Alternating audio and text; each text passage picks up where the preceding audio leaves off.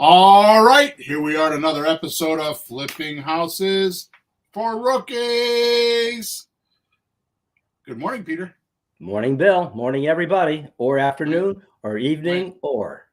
Sorry, my attention switched there for a minute because when I clicked on the broadcast, it says that we're out of storage. I'm not quite sure what that means, but we're going to carry on anyways. Recording storage. All right, so today we are talking about episode number 341. Mm-hmm. And the name of today's episode is How to Easily Remove Stress When Negotiating Gargantuan Real Estate Deals. That's good. Here's the description. Do you have an emotional strain when it comes to talking to or negotiating with real estate sellers to see if they are willing to do a creative transaction with you? Is it possible that this emotional tension is holding you back from becoming a multi-millionaire, or at least becoming financially free? Maybe you have a concern that your seller is going to have more questions than you have answers for. And your self-confidence soars into the gutter. What if I told you that this fear paralysis has an easy solution and you now have the chance to overcome any and all mental, physical, and psychological stress when talking to real estate sellers to negotiate creative finance transactions? And you and I both know the only common denominator among highly successful real estate entrepreneurs is the mindset that nothing is more important than time spent directly interacting with prospect sellers. So let's reveal today's little secrets and get you comfortable doing this. Yes, please. Right? I mean, I don't have all those problems. I'm sure I have some of those, of course, because I'm still somewhat human, unfortunately. But I still have trouble with those. I've been doing it for 30 years and talked to thousands of people. Why do you think I could write that description that way? I guess so.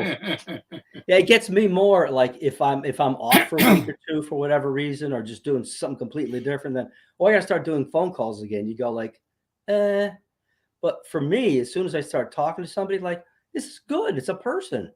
Yeah. And I had a few phone calls this week. I'm doing more calls than usual lately. And I'll tell you, when you do what Bill says and what we've experienced, you know how a lot of phone calls end? They say, "Thank you, my friend." Yeah. Right? Even when it's like, "Oh, sorry, I don't think we can do," but it's really okay to talk to people and maybe be nice to them. But what's your angles today, Bill? Yeah, well, it's probably anyways. So let's get into the housekeeping first. So first of all, we live stream this podcast every Thursday morning, 9:30 Eastern Standard Time. Sorry, it's not a convenient time for you, but that's when we can do it, and that's how we've been able to do 341 shows. It's because we've believe it or not, for all those years, we've managed to do this same appointment every morning on Thursday.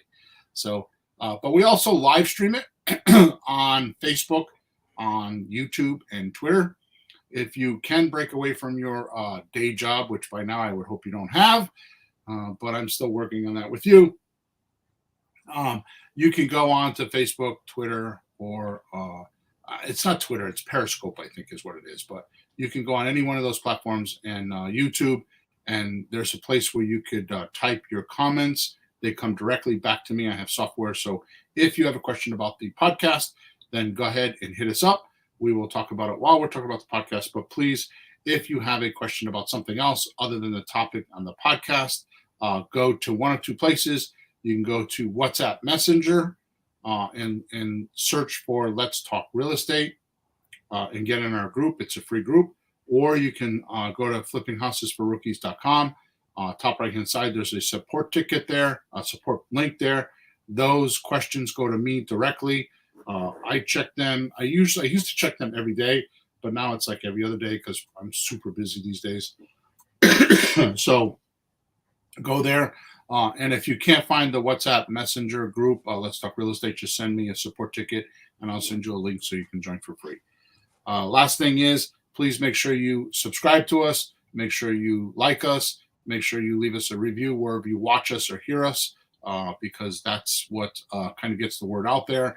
And our mission, or my mission, which Peter has chosen to buy into, is that we talk enough about creative real estate that it's not a third world country conversation, especially with sellers. So the more we spread it around, the more we tell people. Of course, tell your friends, tell your worker, your people you work with, whoever's interested in real estate, come here.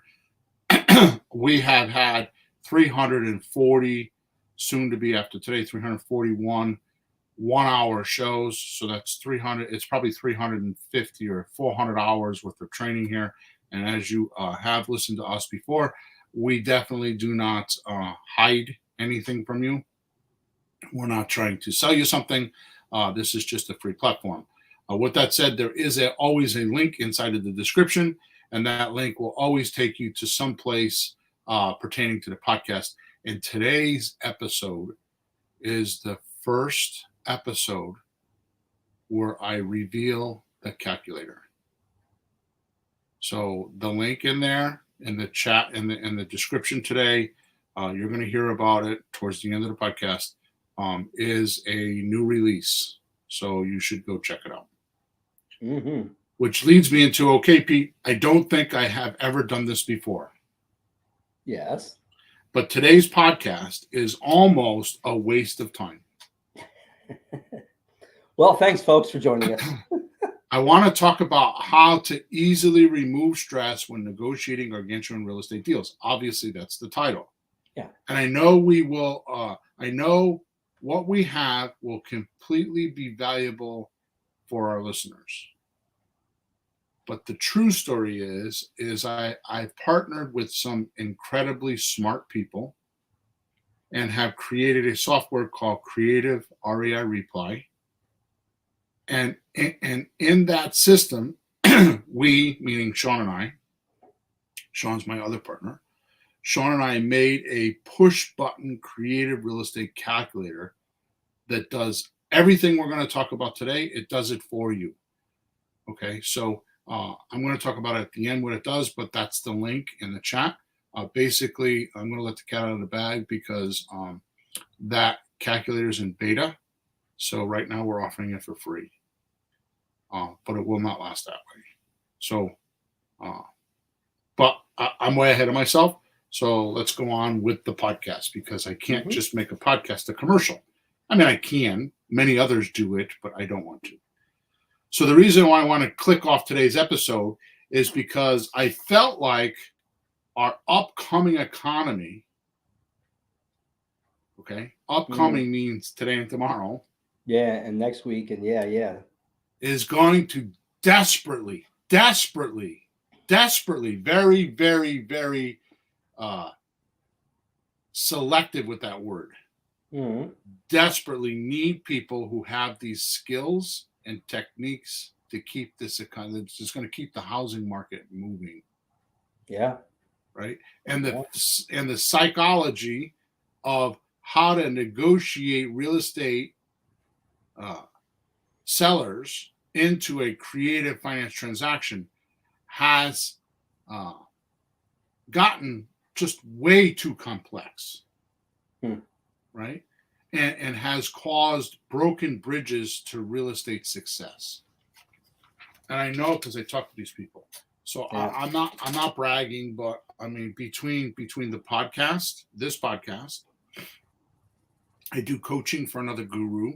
So I talk to his clients. We're doing a big event this weekend, so I'll be on that event. So I get a lot of feedback from there. My email list, Creative REI. So my personal email list for Flipping Houses for Rookies, the REI Reply list, email list, because one of my partners he owns REI Reply, right? Thus the name Creative REI Reply, right? Plus, I do one-on-one calls with students that want to talk to me. I do a free 45-minute consultation. Plus, we have a YouTube channel. I have a Facebook channel that are pretty active, right? Plus, I read a lot. So that has nothing to do with it, except I'm constantly in like forums and different places, like I answer questions and stuff like that.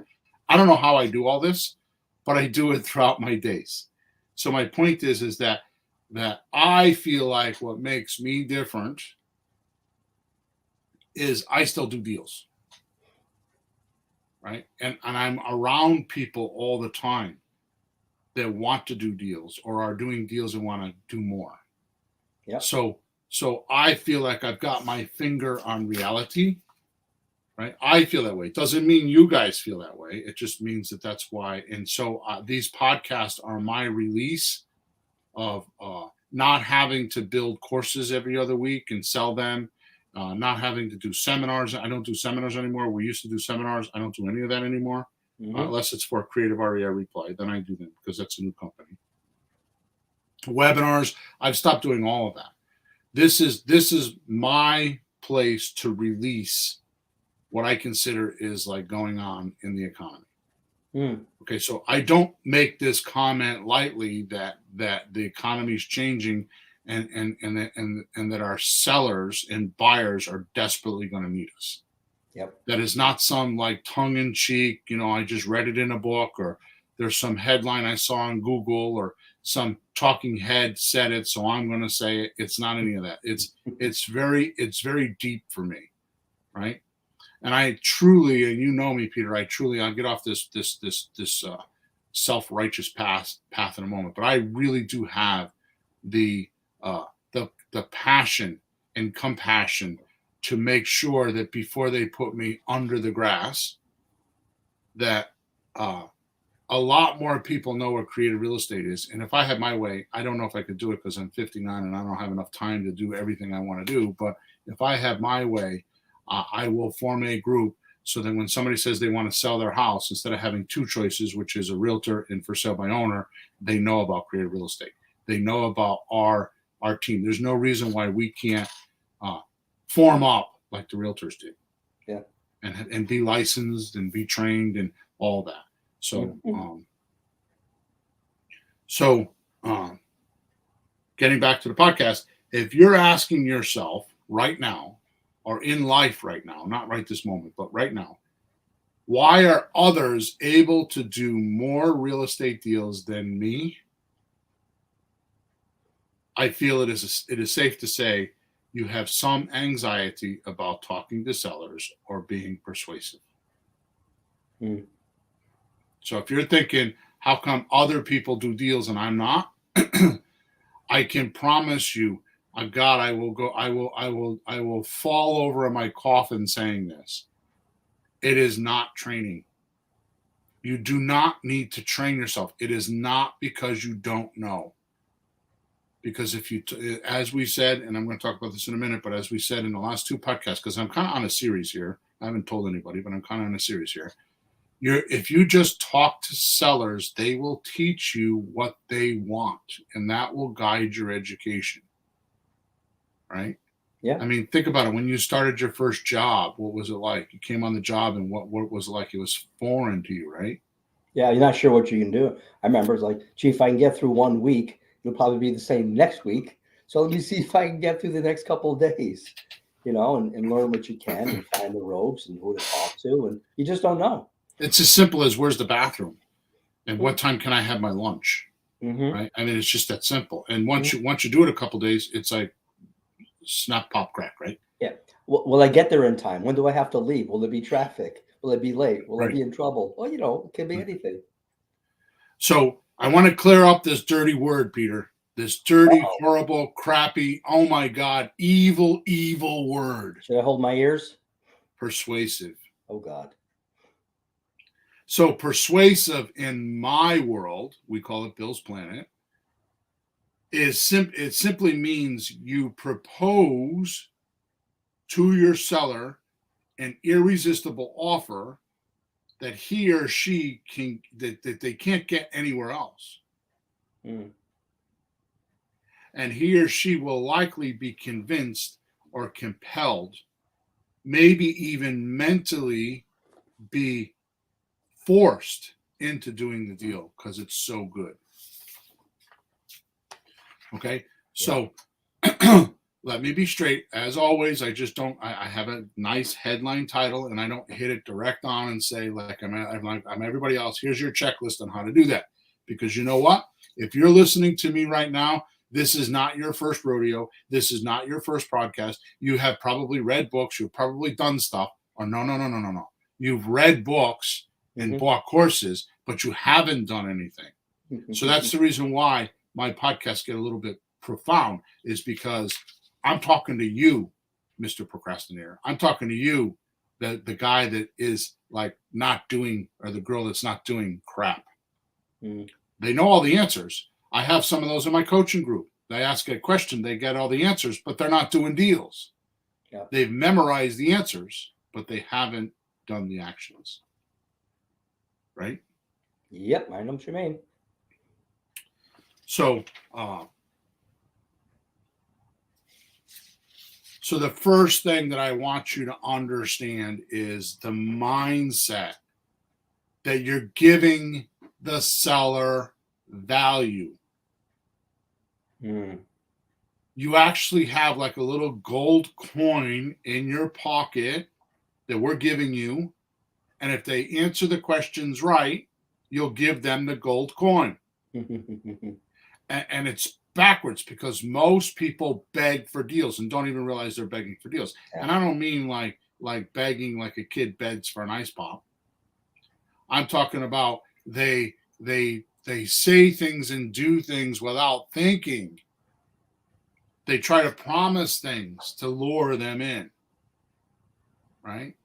They try to make it so that if you give them gifts, they'll like you. Or if you're really super smart, they'll do the deal with you. And I can tell you right now, after doing lots of deals and speaking to hundreds and hundreds of deals, and speaking to thousands and thousands of sellers, propitiation, giving gifts, propitiation means to give gifts to be your friend, does not work. Knowledge does not work. You want to know why? Yeah. 2 reasons. Number one, and I'm off. I guess I'm off on a tangent this morning. Number one, there's closing agents that can do it for you. So you don't need to be that smart. The closing agents will be smart for you. All you need to do is have an idea of what you want to do, and they can make it happen. But I will tell you right now, I'm announcing in Bill's world right now what I think, right? That Google's done. Wow. Holy cow. Google's finished. You just said Google is finished. Right. Oh my God. There's this new thing going around in society called Chat GBT. Chat GBT. Yeah. It's an artificial intelligence software. You ask it a question, it will write you an answer. My daughter was here last night, who's a professor at a college, and the college has had meetings on this Chat GBT because they're afraid that a college student can actually say, write me a paper on, and it will write a paper. Oh no. Oh my God. It's smart as hell. It's different. See, with Google, there's web pages. So there's guys like me that make web pages, and we entice you to do certain things. So Google's using my crooked marketing information to get you to do something as their search tool. Wait a minute, why'd you call it crooked? Because it's slanted towards me. Oh, not like criminally crooked, but just slant. Okay, slant. Yeah, it's just slanted towards me, right? It's a crooked opinion of what is a black shoe, right? It's like most people have websites to do that. Anyways, my point is this: the ChatGPT doesn't need to go to a website to get its information. Wow. Right? So it already accumulated all its own information. Well, it's got a lot of information. So, anyways, my point is this: that life is going to change. The way we educate ourselves is going to change. So, education is not what you need. You need to talk to a seller and observe the seller. the best, and not many people talk about this. I'm totally off on a tangent. The best education you could get is observation. You can't argue with observation, right? Now, I'm an educator. You can talk about what's in books, talk what somebody said, videos. But when you see something yourself, there's an old Asian philosophy: nothing is true for you until you observe it yourself. So if you observe something, how do you argue with that? You see it, you know it. So it's incredibly valuable. But you have to go do it, right? You have to go do it. So now let's talk about that. What do we do? So here's the reason why I say that you have to change your mindset. And the mindset is that you have something of value for your seller, and they're lucky they ran into you. Mm.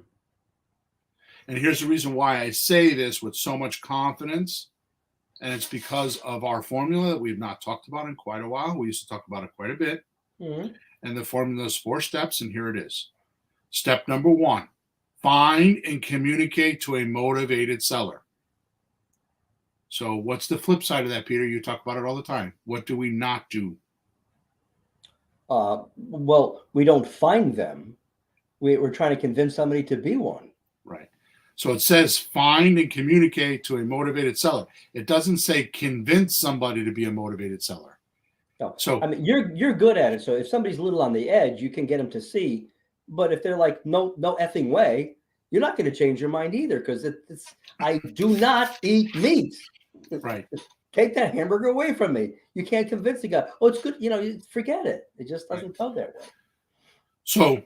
So what you need to realize is that 97% of the people that you talk to are not going to want to do a creative deal, or they just don't want to be bothered with it. They're kind of a little bit ignorant, and they think they know best, and they're in the know with the lawyers and the realtors that are stealing their money, and they don't know it.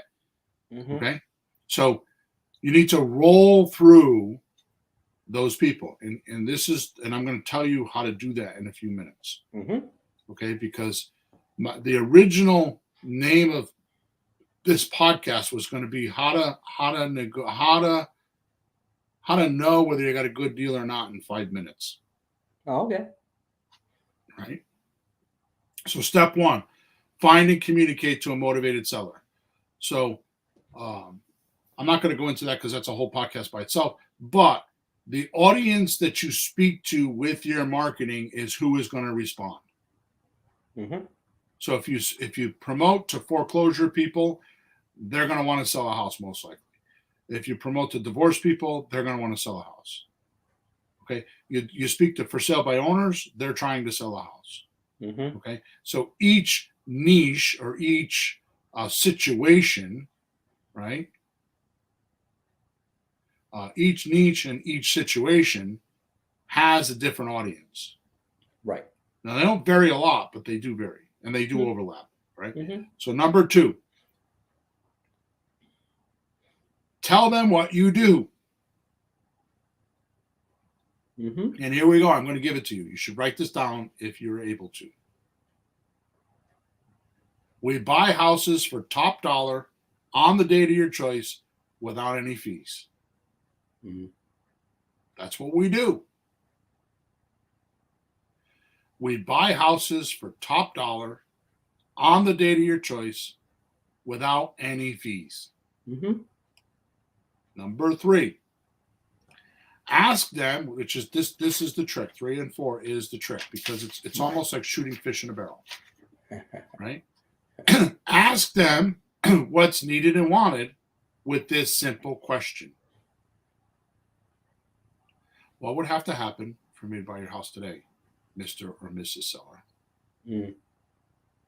Which is kind of crazy to me, because so many people like run around looking for scripts and what do I say? And when I listen to calls, I listen to coaching calls, or I ask students, did you ask them what would have to happen for me to buy your house today? And they always say, oh, I forgot to do that. It should be the first question until you get good. Mm-hmm. Which, by the way, the only difference between anybody listening to me and my skill is, first of all, I've spoken to thousands of sellers, so I've heard a lot of crap. and I figured out how to answer. Not only have I heard it, I've heard it probably 100 times. Yeah, it's so the same stuff. It's the same little bag. It's not like Yeah. 1,000 different variations. It's just same stuff. There's 12 to 15 things I hear over and over and over again. So once you hear them enough times, you'll start to realize it's the same 12 or 15 objections that you're handling. Yeah. Okay. But the point is that the difference between our listeners and me, or you and me, is because I've just put my time in. It's not that I'm smarter. I just put my time in. And I've talked to enough sellers. And I've got answers. So yes, I can convert somebody, but you don't need to do that. What you need to do is just dial for dollars until you find that motivated seller, because the motivated seller says yes more than he says no, and you will get a deal. And they will allow you to make a deal and make mistakes, because they're so motivated and not desperate. Desperate's different. Motivated is they want to do it, but they don't want to give the farm away, or they're not going to make stupid decisions they're going to regret later. Yeah. Right. Step number 4. Once they tell you what they want, you give them what's wanted and needed. My wife's name is Pamela. Pamela, what would you like for dinner on Valentine's Day? Right. And she says, well, I would like blah, blah, blah, blah, blah. So would I be stupid not to give her that? No, you would be called what's called a husband. Right.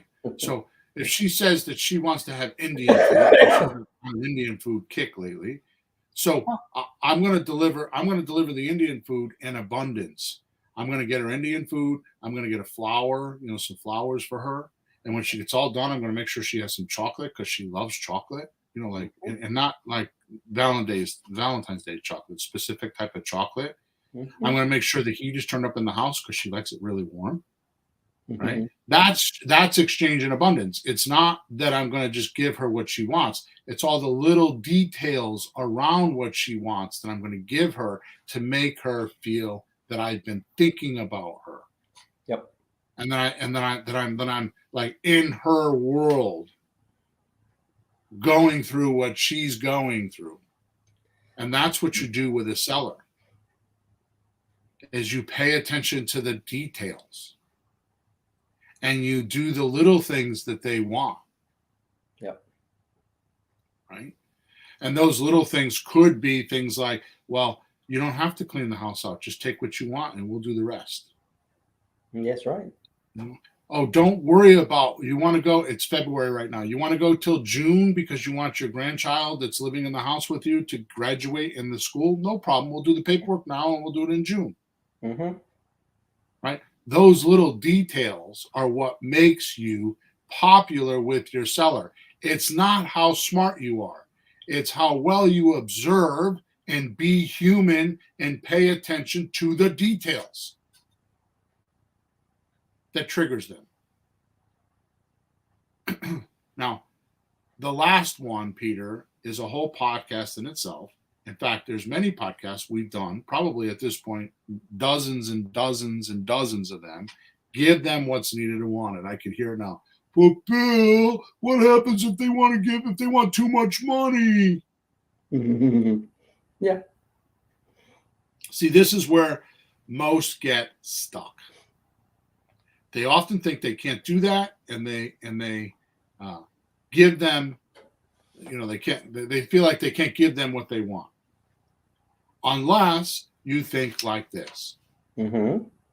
A, I can pay whatever price the seller asks if I get to pick my terms. Yep. Meaning monthly payments. And how long. Right? So I've done many deals, and I used to describe it in an earlier podcast, like the guy that's stuck on price and it's too much. He's the best customer in the world, because he's not going to pay attention to the monthly payments. He's not going to pay attention to leave the lawnmower in the garage and leave the furniture in the house. And he's the guy that's going to give you the earth, wind, and moon. Because he gets his price. Because he gets the price. Because if he's like that on it, not much chance that someone else is going to come along and do that. Right. He's really stuck on the price. And if you're stuck on the price, it's because no one has come along and given him the price. So if you can find a way to do that, You're one of the few people who can. By the way, we call that a fixed idea. Yeah, in terms of like fixed, in terms of stuck. Yeah. It's stuck. All right, so A, I can pay whatever price the seller asks, right? Mm-hmm. If I get to pick the terms. B, and if they don't want payments, ask how much of a discount they will give you. Mm-hmm. Now, I'm going to clarify this as simple as I can. I know I've talked about this before, but I'm hoping that today I can get somebody to go, aha. Mm-hmm. My grandson does. My grandson goes, is that right? I know. He goes, aha. With the I finger know. With the finger in the air. Yeah, aha. I know. Okay. He's 4. Yeah. Now here's the magic. This is where people get taken out at the knees, because if they don't want to take payments, mm-hmm. they got to give you a discount. Mm-hmm. Okay. Most sellers do not know when they sell a house, the first 12 to 15% of their profit goes to closing costs for selling the house with a realtor. And that's like, if it's not, they think it costs 5 or 6% because that's what the realtor costs. Yeah. Right. Yeah. When you go through a whole transaction and get to the settlement statement and look at the bottom line and go, where'd my money go? Yeah. Right. So technically, the realtor's job is to find the buyer, write a purchase and sales contract, and that's it. Yeah. Now, many realtors that do 20 deals and above per month, per year. Yeah. Am I saying that right? Yeah, per year. Yeah, per year. Right?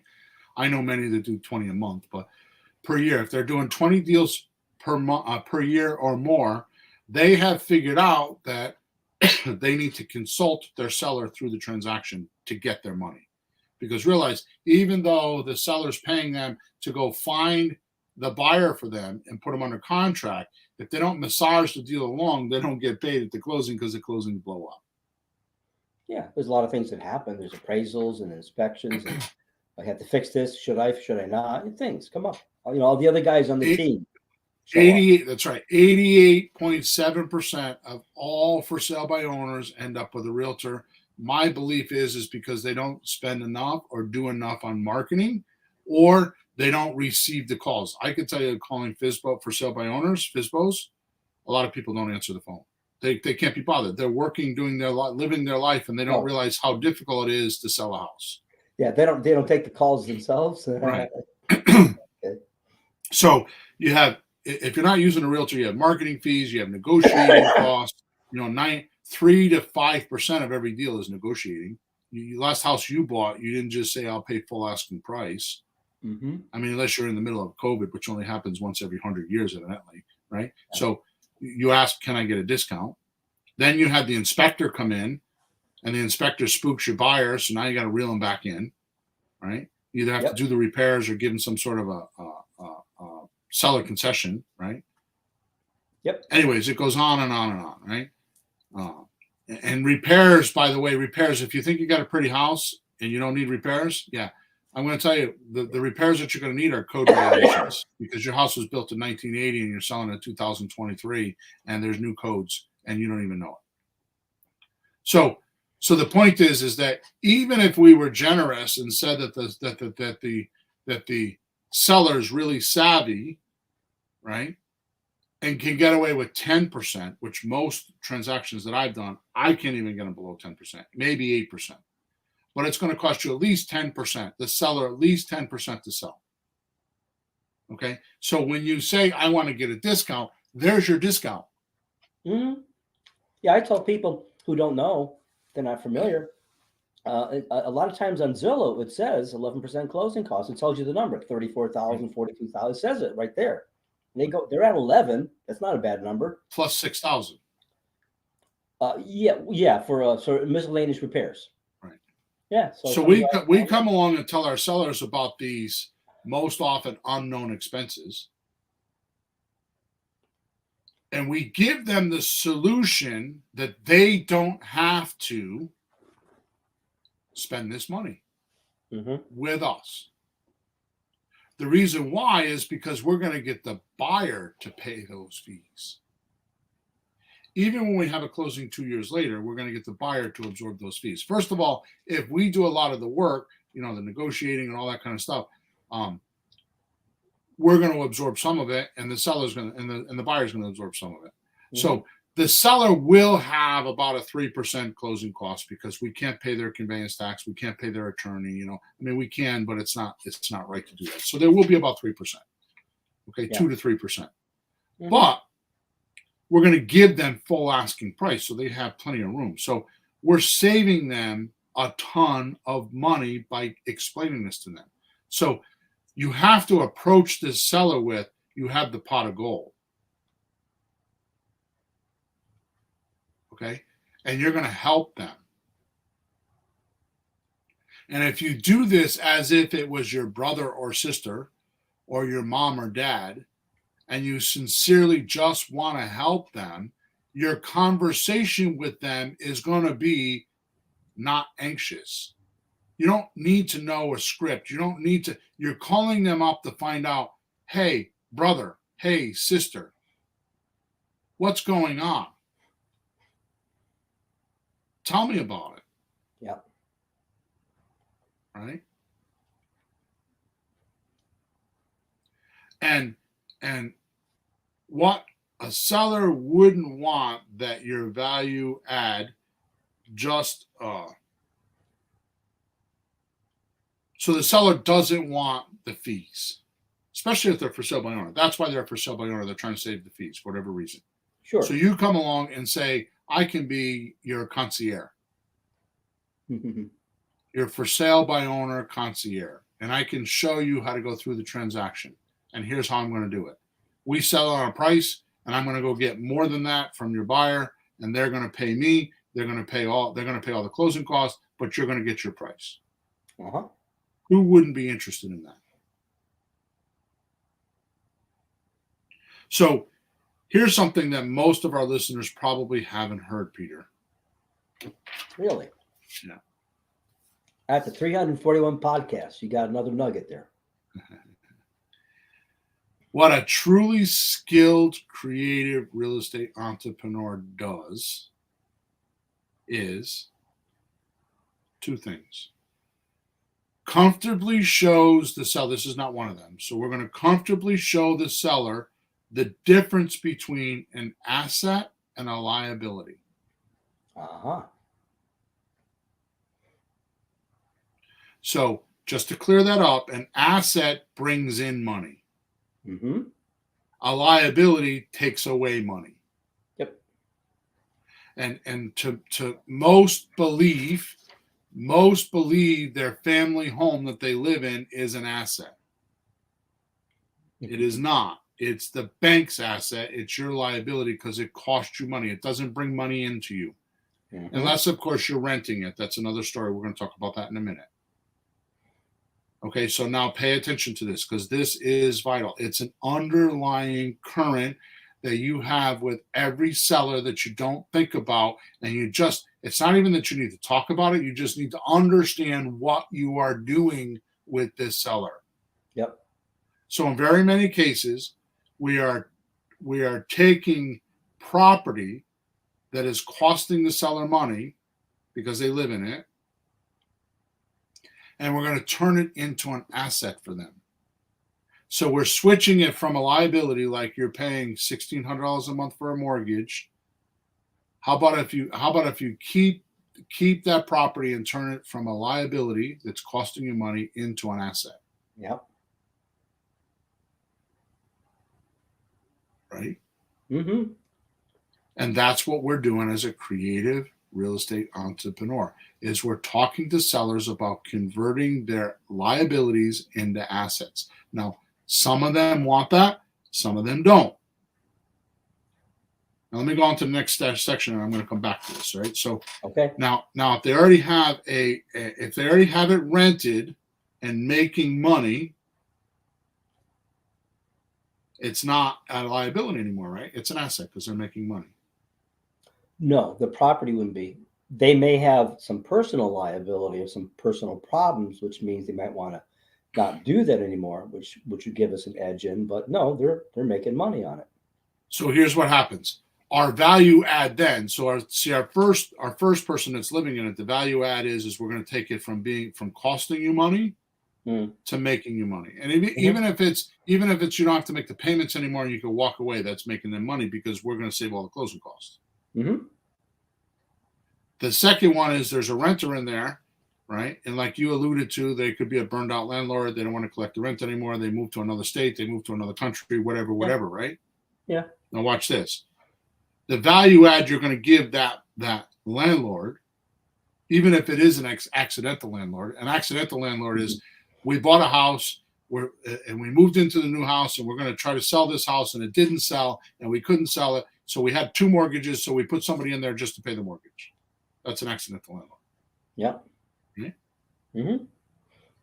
Our value add is to have them keep collecting the money or getting the mortgage paid without the landlord obligations. Right. And that wears pretty thin after a little while.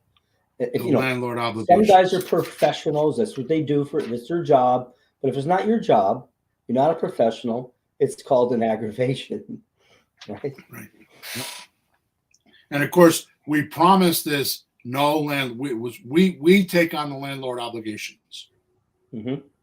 And we promise that because we know we can assign our buyers the landlord obligations. So we're not taking those landlord obligations on.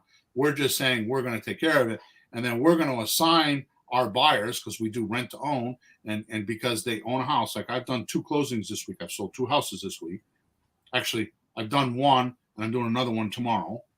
And I had a whole conversation, which I recorded, and we're going to put in the Creative REI replay system so you can see how I close houses, right? In Ohio. I'm in Connecticut. She's in Ohio, right?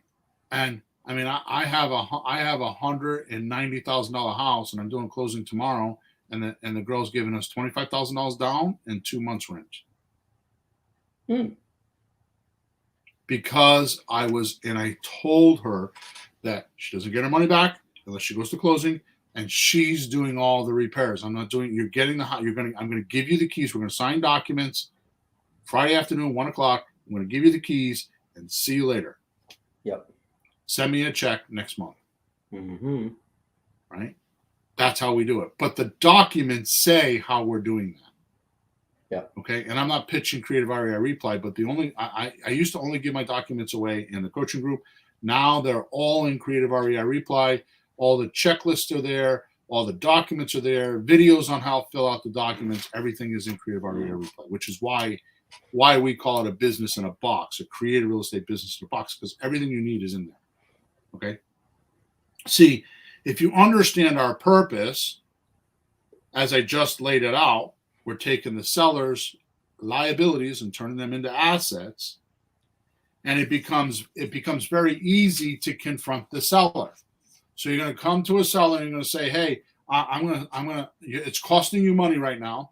I'm going to stop that expense. I'm going to turn it into an asset and make you money and save you all the fees to do that because I'm going to get the buyer to pay the fees." Now you're bringing value that they want. So speaking to a seller is no different than if this was your brother and you wanted to help him out. Or if this was your sister and you wanted to help her out. Right? Yeah. Now, I would not be Bill Hawthorne if I didn't give you a simple, casual conversation to do this. Agreed? Absolutely. Because, folks, when you hear Bill, if you listen to some of his conversations on the phone that are somewhere that you can find, it's almost like shocking that, like, everybody else, the lawyer, the realtor, the banker, I mean, everybody, when they talk to you, how do they talk to you? Like you're a customer and they're in charge and they're very professional and they hold all the power and they're very serious and usually and it's just kind of boring. It's not like how people talk to each other. And when you talk, and I try to do it, I think it's more natural for me. That's what we're trying to do. Talk to them, listen. And the first thing you said today was value add for the seller, and you didn't say much about it, but that's a big shift from what most of us get into this for in the first place. I want to make a bunch of money, but you only do that if you help the seller with whatever he wants. You really got to be interested in the other guy, not so much you. Forget you. If you help the other guy, what's that Zig Ziglar thing? You're helping out people with what they want, you get what you want. One of those things, right? That's a great line. Right. So you can't say, forget about you. You know what you want. So you extract as much data from the seller on what they want, and then you match what you want, what they want, and you adjust it to get what you end up on. Mm-hmm. Right. Okay. So here we go. The casual conversation. Yes. So what's your price? Number one. No, because I think because we only have. No, okay. I thought you were looking at me like you wanted to talk. Go ahead. No, you're 100% correct. So that's the point. He thought I was speaking to him. Okay, you win. See, I mean, he's looking at me. But if you listen, he's looking at me on the screen. I'm thinking he's asking me a question. When I was in Florida last year, I was down there for several months during COVID, I think.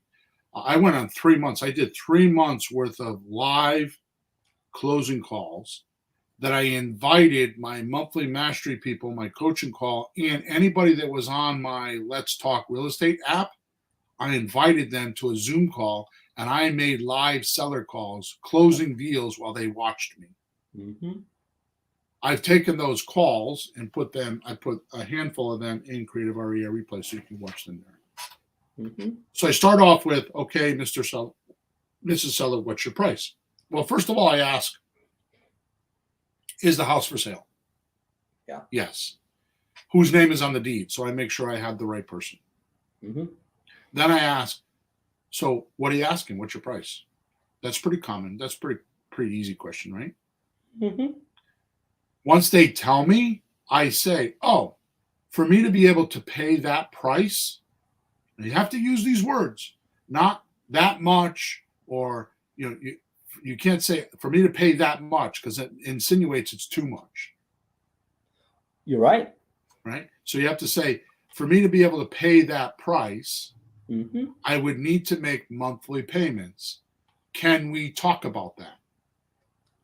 Right. Not can we do that? Can we talk about it? See the difference? Right. Yeah, can we do? Will you do that? Right. Well, you ask him to make a decision. He doesn't have any details or data how it works and the benefit to him. Can we talk about that? Like what? Blah blah, and then you can at least work through it. And if they say yes, now here, this is magic. I'm telling you, this is years of experience that I've charged for this information for a long time, and now I'm giving it to you for free. If they say yes, they're willing to make payments or they're willing to talk about it. Yep. You say, okay, so how much do you pay monthly now? Yep. And if they say $1,312, you say, okay, I can give you $1,312 per month. Mm-hmm. You just negotiated your payment. Yep. If they say, no, I want $1,500, then you say, okay, and you negotiate. You don't negotiate the $1,312, let's say $1,300, you negotiate the $200. Well, if I give you $200, I can't make any money. And if I'm not making any money and I'm in the deal, how interested am I going to be to take care of your property or pay you every single month? Yeah. Right. And they usually back down. Yeah. Unless we could rent it, sell it on a rental for $2,000, then maybe it wouldn't be a problem. Well, here's the interesting thing is if they want all that money, then you just turn them into a slot deal and you just go make your fee and that's it. And if you don't know what a slot deal is, it's a sandwich lease option transfer. Just go to flippinghousesforrookies.com and go watch the video. Okay.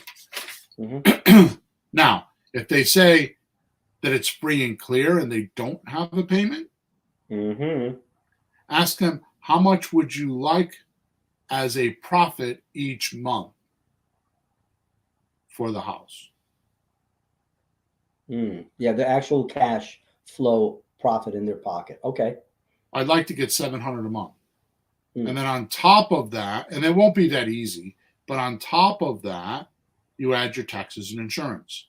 And then I always try to add on top of that. I mean, I do $200,000 houses, so my payments are $1,500-1,600. You know, we have houses that are $500 or $600, so I don't add $200 on top of that. Although lately I have been, but I add a couple $100 on top of that number. Now, I'm not going to get into this because this is very technical and we don't have time, but I want you to know that one of the things that irks the living crap out of me is when people are trying to figure out the income and they go to rentometer or rental meter, as they call it. Yep. And they're trying to figure out what the rent is. That's effing bullcrap, because you're not renting the house.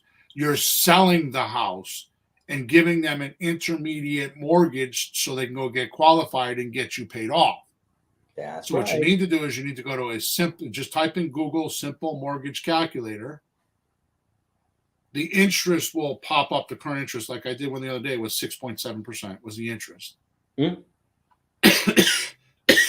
put the dollar amount of what you're selling for without removing the deposit money. So if you're selling for $200,000 and you plan on getting 10 grand down, you don't put it in for 190, you put it in for 200. You add the taxes and insurance in the payment, and it for a 30-year amortization on the current mortgage at 6.7%, like I did the other day. So no PMI insurance, pre-mortgage insurance, none of that. You just put the price that you're selling for. Don't remove the deposit money or down payment money.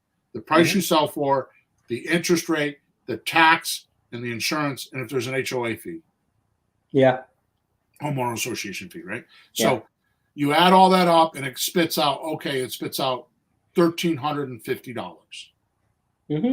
I then add we'll say $150 to it. So I'll say, okay, I'm going to get $1,500. Yep. Okay. Now, if you're clever, I'm going to just, if you have questions about this, I shouldn't be doing this on the podcast. What I do on a free and clear property is I take that $1,500 and I use what I call my MAP, maximum allowable payment formula. I take the $1,500, multiply it by 85%. I subtract the taxes, the insurance, and the HOA fee, and that's the most amount, the maximum payment I could give to a free and clear owner. I negotiate from there. So if I have a $1,500 payment and it comes out to be that I can pay $900, I'll say to the seller the most I can pay is $700, and I negotiate from there. Now I just did that really quick. I'm sure I'm going to get questions on that. I didn't even write that down. I'm just giving you because I'm going to get support tickets about it. The point is that Creative REI Reply Calculator does it all for you by pushing a few buttons.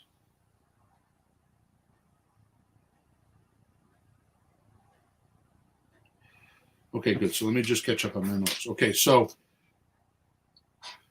am I good? Did I get too? Did I go in the weeds too much? No. Well, if someone's never heard what you just said, it's fine. Is there some place they can get that information? Yeah, like I'm going to tell them where to do that in a few minutes. Yeah, good. Yeah, that all makes sense. You know, why do you take 1,500 multiplied by 85? You want to keep 50% on aside for repairs or whatever. You know, a buffer. That's a normal thing. You don't buy things down to the penny. You put a little extra aside. Simple things like that. There's a link in the chat that will take you to a free version of the calculator, so it will do all this for you. All right. So the last thing I want to say about what I just babbled off there is why would you want to charge more money than what the mortgage calculator says, like the $150? It's to motivate your buyer so they can know they can go get a mortgage and have a cheaper monthly payment. It's a built-in motivation so that they don't just if you use Rentometer and you go lower than what their monthly mortgage payment is, they're never going to want to get a mortgage and they're going to be in there forever. And you're never going to get your equity. I mean, it shouldn't be lower, but prices change, the market changes, everything changes. But there's no landlord in the world who has to pay X amount for his property who rents it for X. He's got to rent for X plus something so you make money. Who buys something and sells it for what you paid? You got to mark things up so you make some money. What are you doing it for? Okay, so let's back up. So you start off with what's your price? They tell you. You say, okay, for me to be able to pay that price, I need to make monthly payments. Can we talk about that? Yep. You say, okay, how much do you pay monthly now? And when they give you that number, you tell them, okay, here's how I can do it. Mm-hmm. If they have a free and clear house, you do the map thing that I just told you, right? Or you ask them how much profit did they want. Mm-hmm. Okay. But then make sure we can pay it, because we just run the numbers then and verify that it's okay. Right. You can't give them more than we're getting coming in. Right. Yeah. Okay. Now we bounce all of this up against what our buyer is willing to give us.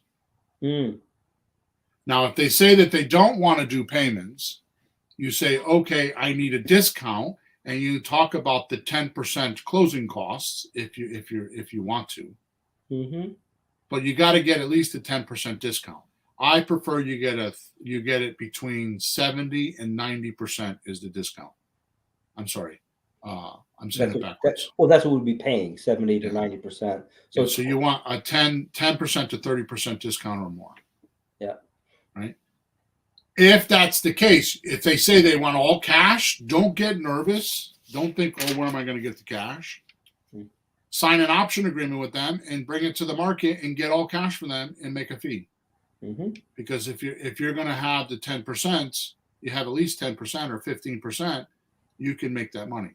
Just real quick, so because we're at the hour now and I still have 3 more pages of notes. So real quick, if you got a $200,000 house and got a 10% discount, that would be $180,000 you would sign an option agreement for. Yep. You could take that deal and put it on the market for $185,000 and make $5,000. You would be $15,000 below market value, and you would have a rush to get to the house, and you can make $5,000. Mm-hmm. Okay, you want to be below the market value so you get attention. Okay. Yeah. Number 3. So now we're moving on. Then, once we get the payment, or whether they want a discount, you want to get the amount of time to do the deal. Okay, so there's 2 things here, which I've never said before. There's 2 things. So time is with payments. I normally do 2 years, which is a slot deal, 7 years or 10 years. Those are my time periods or more. I don't do 5-year balloons anymore. My friend taught me balloons are for clowns. So I try not to do balloons, because the balloons, in the beginning, you might want to just do the deal. A balloon means that you'll make payments, and at the end of 5 years, you got to pay the full amount of mortgage. Mm-hmm. I try not to do that. Okay. So my common times are 2 years for a slot, 7 years, or 10 years or more. Yeah. Okay. Now, that's if they want to make payments. Mm-hmm. You talk about time. That's right. Duration. If they want a discount, you still need to talk about duration. Like, will they let you do the option agreement for 30 days, 60 days, or 90 days? Mm-hmm. So that's your duration.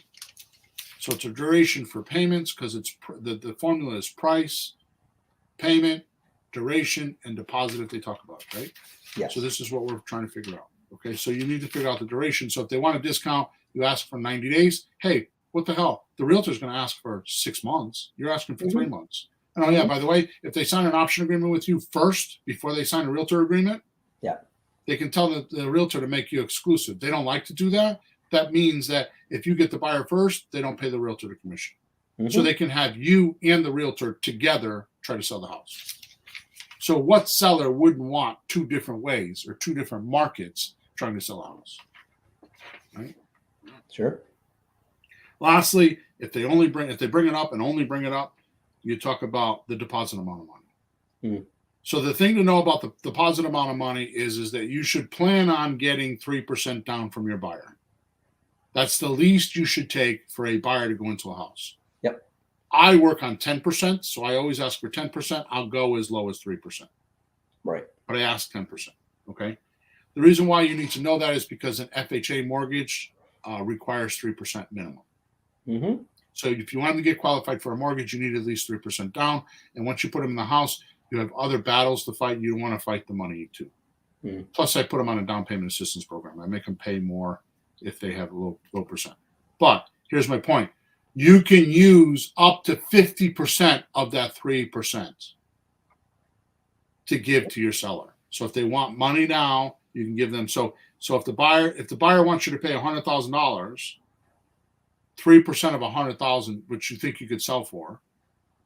Let me back up. If the buyer wants a deposit, and you think the seller wants a deposit. Yes, I'm sorry. If a seller wants a deposit, thank you. If the seller wants a deposit, and you know you could sell to your buyer for $100,000, and 3% is $3,000, you can't offer your seller more than $1,500 for a down payment. Right. Okay, so that's how you handle that. Okay. Whew. That's a lot. So my point is that if you're anxious or nervous, what you need to do is you need to get the idea that you have value to bring to them. You bring value to this seller. Yeah. And then I gave you the script at the end, so you can kind of get that, so you can go through that and talk to them very casually. And you will not be nervous. I'm telling you, do this at least 5 times, and you'll be like, oh. Yes, I have. So John is asking, have I ever sold out from a lease early to close earlier? Absolutely. Wait, what's it? What is Have that? you ever sold out from a lease earlier to close earlier? Absolutely. Oh, yeah. Yeah, well, those numbers, 2 years, 7 years, those are maximums, right? Yeah. Yeah. Yeah. So that's pretty common. Yeah.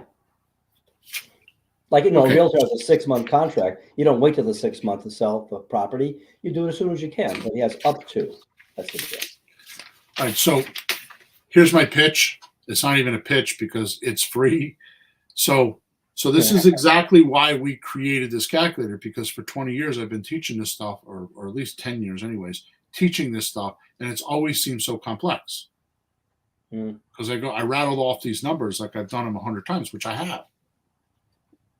And people that are listening to me, their eyes gloss over and they don't know what I'm talking about. And they got to listen 400 times. And when they get on the call, they forget to do it all. Yeah. Right? Things like, what would have to happen for me to buy your house today? They're so wrapped up in the numbers and making the offer, they forget to ask that question. So this calculator, you put 5 or 6 numbers into it, which we show you which numbers you want to put into it, or you need to put into it, which, by the way, it's the four numbers that we just talked about to begin with. It's price, terms, duration. I'm sorry, price, payment, duration, and deposit. Those are the first 4 numbers. And then we put a Zillow number in there. So that's 5. Yeah. Right. And then if you can get other information, that's great, but you don't need it to do the calculation. You hit the calculate button, and all 7 of my deals show up with a red, yellow, and green light. Red is no, don't do that. That's not a deal. Yellow is massage the numbers a little bit, we can make it a deal. And green is go, go, go. It's a deal. And it's telling you which deal of the possibles to do. Right. The green lights. All 7 deals are on the right side, and it tells you which deal you can do, right?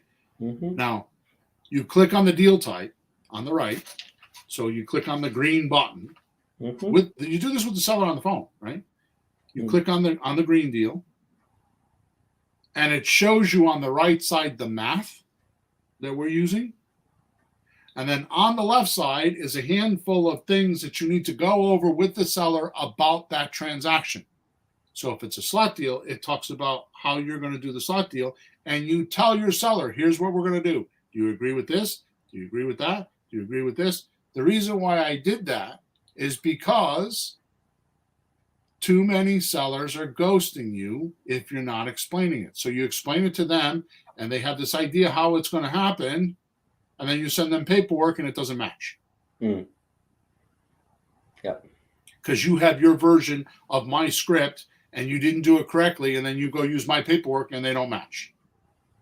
So we have on the left side, and you click on the box.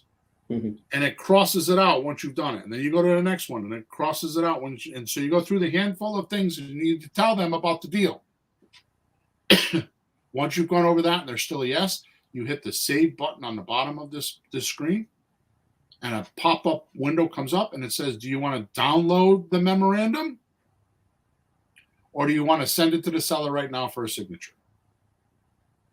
It takes the numbers off the deal you're on, extracts it out of there, takes their phone number, it takes all the information about the seller, and it puts it on the memorandum.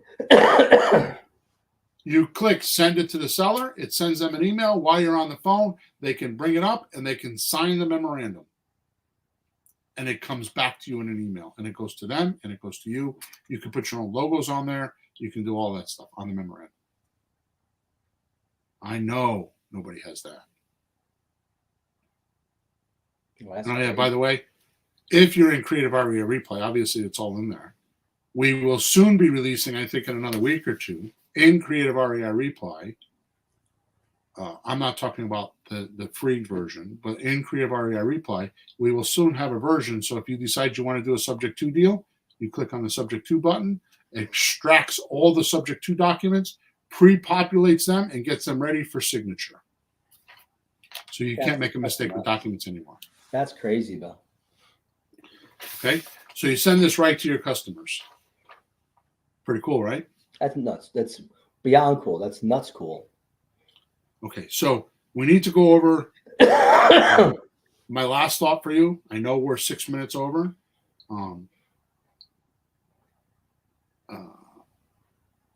This is so easy to do. Why not have a virtual assistant do it for you? It takes all the training out of being an acquisition manager.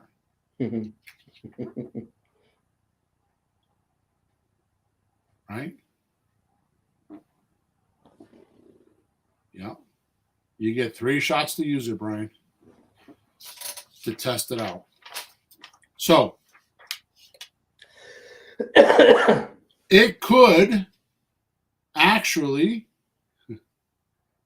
be used for a virtual assistant, because you don't need to be a trained acquisition manager anymore like we've always been trying to do. I've omitted all the training to be a creative real estate acquisition manager.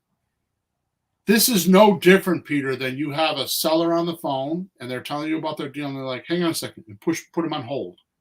And then call me up or call Sean up or call you up and say, hey, I have this deal. And I say, or you say, or Sean says, yeah, do this or do that or do this. Okay, cool. I got it. And then you hang up with me and you pick up, okay, here's my offers. That's what it's like. And you just push the button and it happens in seconds. As if we were making your deal for you. Okay? So the link's in the description of this podcast, wherever you're watching it or listening to it. Go there. And as a warning, I want you to know that I don't know how long this will last, but it is a beta. So you may be listening to this recording later on, maybe a year down the road or months down the road, and we stopped the beta testing, and we made the link so you have to buy it. I don't know what's going to happen in the future. I have ideas of what we're going to do, but just realize that if you're listening to this podcast, you should not wait. You should go there and get the link while you can. Well, just think how much you'll learn just using it 3 times. Right? You know, you see like, oh, that's how that works. That'll help you understand how to do deals, because how the math works and the things that people, all the questions people ask, with 3 good examples. That's pretty valuable. So cool. Rocky says, thank you for the beta version. You're welcome, Rocky. Glad you're here today. All right, cool. So we're 8 minutes after. So we're going to bug out. Hopefully today puts your nerves at ease a little bit. The final punchline is, the way I started, is you need to just know you're bringing extreme value to your seller. They want to talk to you because you can save them the closing costs and you can help them with things they have no idea that are going to happen to them in the future, most often. And you just need to talk to them like you're your brother or sister, and you're just helping them like you're at a party and you're just talking about it. Yeah. Right? Make sense? Absolutely. So it should just be, and that's the reason why I was doing live closing calls, is because you, Peter, promoted a lot things that I didn't know about me. like folks, you would say, folks. It's very conversational. You would be, you're in a house with me and you get out and you're like, I can't believe how casual you are. I'm like, yeah, because that's how it should be. That's what makes it comfortable. That's what takes away the anxiety. We're not driving up in a Mercedes with pointy shoes, all shiny, a nice slick haircut, and your haircut's pretty good. And then, in a fancy suit and all that, with rings on and Rolex watches, although you have nice watches. We're not those people. We're people. Because you know what? Sellers and buyers don't like that. They feel a little overwhelmed and intimidated. Like, look at this rich friggin' guy. He's making too much money. He's got that fancy car, so he's probably going to get too much out of me. We're normal people. We walk in like people. Yeah, the problem. Comfortable.